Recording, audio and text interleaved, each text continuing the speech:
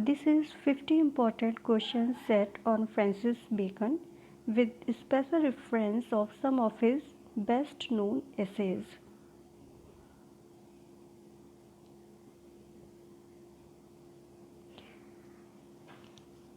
So we will start with introductory questions on Francis Bacon.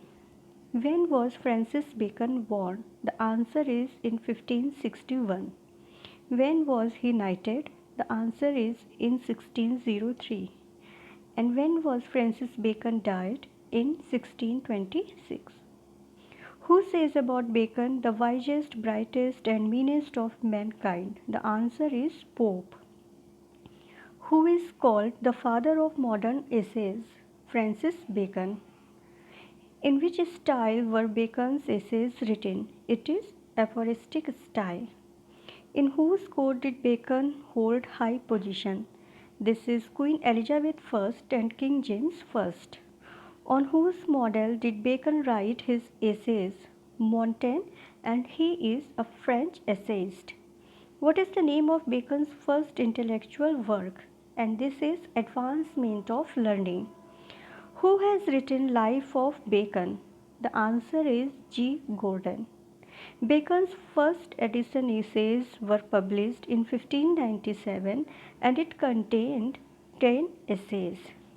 Bacon's second edition essays were published in 1612 containing 38 essays, and Bacon's third essays edition were published in 1625 containing 58 essays. So in total Bacon published his essays in 3 editions, and this is very important questions usually asked in the papers of NET and paper of assistant professor, which is from UPHESC and UPPSC. So this is very important question from that point of view. Who is called father of scientific method? Again the answer is Francis Bacon. Who advocated the use of empirical method, inductive method? Answer is Bacon. When was Bacon's work Novum Organum Scientiarum, the known instrument of science, published? In 1620. What is the name of Bacon's utopian romance? The answer is The New Atlantis. Who called Bacon the first essayist? The answer is Hugh Walker.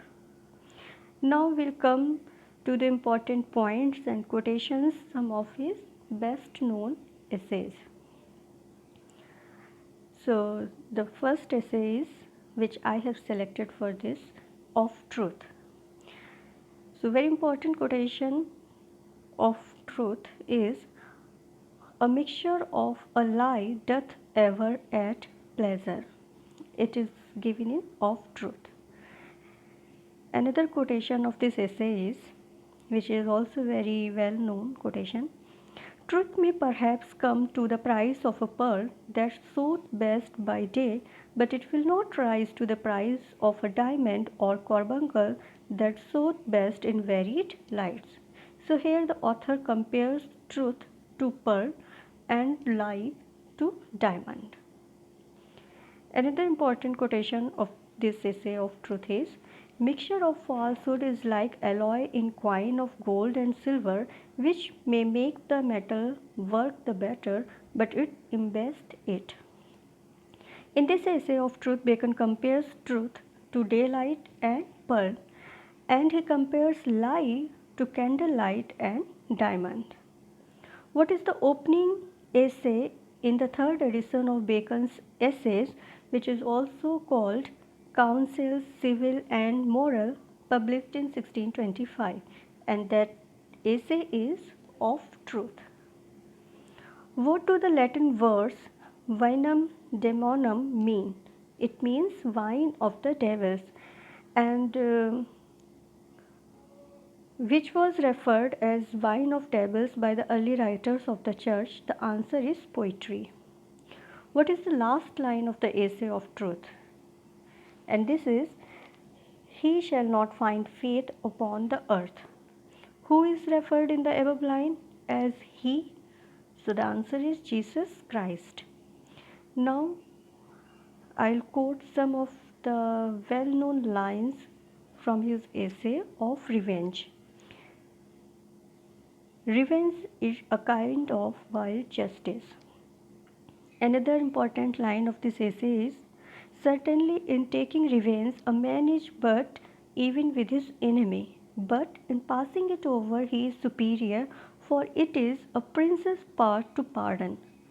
So, here Francis Bacon is in support of not taking revenge, and he compares of a person who don't take revenge to a prince. Another important line, a man that studieth revenge keeps his own wounds green, which otherwise would heal and do well. Bacon compares revenge to weed, and he compares the base and crafty coward revengers to arrow that flies in the dark. Who were the public revengers of history? Bacon says acceptable but not in private. So, in this essay, he gives three examples: death of Caesar, Pertinax, and Henry III of France. Now, one of his well known essay is Of Studies. So, what is the opening line of the essay of Studies? This is, studies serve for delight, for ornament, and for ability.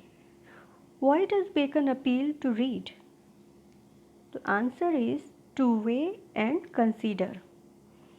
Another important line of this essay is, crafty men condemn studies, simple men admire them, and wise men use them. Another important line, some books are to be tasted, others to be swallowed, and some few to be chewed and digested. Another important line of this essay, reading makes a full man, conference a ready man, and writing an exact man. In this essay, he also says, to spend too much time in studies is sloth. Now, another question is, what makes man wise according to Francis Bacon in this essay of studies? So, history. According to him, history makes man wise. What makes man witty? Poetry. What makes man subtle? Mathematics. What makes man able to contain? Logic and rhetoric. Bacon compares natural abilities to natural plants that need pruning by study. What is good for stone and veins according to Bacon? The answer is bowling. What is good for the stomach? The answer is gentle walking. What is the last line of the essay of studies? So every defect of the mind may have a special receipt. Of marriage and single life. This is another well-known essay of Francis Bacon, and all these four essays are prescribed in the syllabus of UPHESC Assistant Professor Recruitment. That's why I have selected these four essays. So, what is the opening line of the essay? He that hath wife and children hath given hostages to fortune, for they are impediments to great enterprises, either of virtue or mischief. What does Bacon say about unmarried men? He says, unmarried men are best friends, best masters, best servants, but not always best subjects. What does Bacon say about wives? He says, wives are young men's mistress, companions for middle age, and old men's nurses. So this is a 50 question set on Francis Bacon. Thank you.